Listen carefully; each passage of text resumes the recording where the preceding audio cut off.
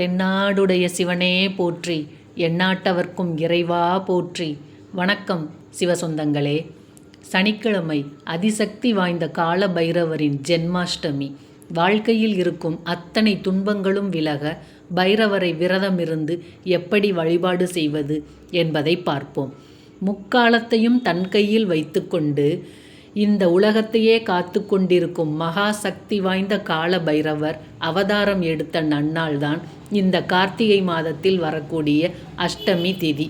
அதாவது 23/11/2024 நாள் சனிக்கிழமை வரக்கூடிய தேய்பிறை அஷ்டமி கால பைரவரின் ஜென்மாஷ்டமியாக அற்புதம் வாய்ந்த நாளாக சொல்லப்பட்டுள்ளது. சனீஸ்வர பகவானுக்கு குருவாக திகழ்பவர் காலபைரவர். ஆக சனிதோஷம் உள்ளவர்கள் சனிக்கிழமைகளில் வந்திருக்கும் இந்த அஷ்டமி திதியில் காலபைரவரை வழிபட மறக்கவே கூடாது. சிவனின் அம்சமாக இந்த பூலோகத்தில் அவதரித்த காலபைரவர் பிறந்த இந்த தேய்பிறை அஷ்டமி தினத்தன்று நாம் எந்த வரங்களை அவரிடம் கேட்டாலும் அது உடனே கிடைத்துவிடும்.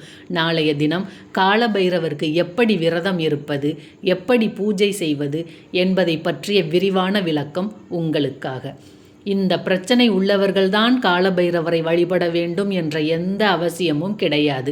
உங்களுக்கு தீராத கடன் பிரச்சனை இருந்தாலும் சரி, சனிதோஷம் இருந்தாலும் சரி, திருமண தடை இருந்தாலும் சரி, குழந்தை பாக்கியம் தேவை என்றாலும் சரி, மனக்கஷ்டம் பணக்கஷ்டம் எது இருந்தாலும் நாளை இந்த விரதத்தை கடைபிடிக்கலாம்.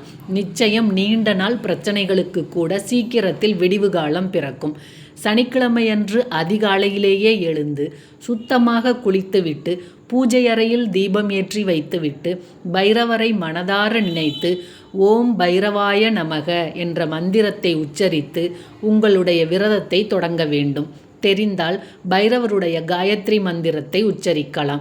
அவரவர் உடல்நிலைக்கு ஏற்ப விரதத்தை மேற்கொள்ள வேண்டியது அவரவர் விருப்பம். நாளைய தினம் முழுவதுமே எதுவுமே சாப்பிடாமல் விரதம் இருக்க முடிந்தால் இருக்கலாம். முடியாதவர்கள் பால் பழம் சாப்பிட்டு விரதத்தை மேற்கொள்ளலாம். உடல் நலம் சரியில்லாதவர்கள், மருந்து மாத்திரை சாப்பிடுபவர்கள் 3 வேளை சாப்பாடு சாப்பிட்டு விரதம் மேற்கொள்ளலாம். தவறு கிடையாது. சனிக்கிழமை அன்று பைரவர் சந்நிதிக்கு சென்று மனதார வேண்டிக் கொண்டு உங்கள் வேண்டுதல் நிறைவேற பஞ்ச தீபம் ஏற்றி வழிபாடு செய்ய வேண்டும்.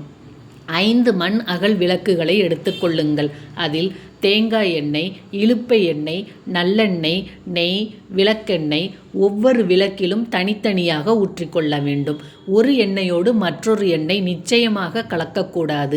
5 மண் அகல் தீபங்கள் 5 எண்ணெய்களை தனித்தனியாக ஊற்றி திரி போட்டு பைரவர் சந்நிதியில் மேற்கு பார்த்தவாறு தீபம் ஏற்ற வேண்டும். பைரவருக்கு வடைமாலை சாத்தி வழிபடலாம்.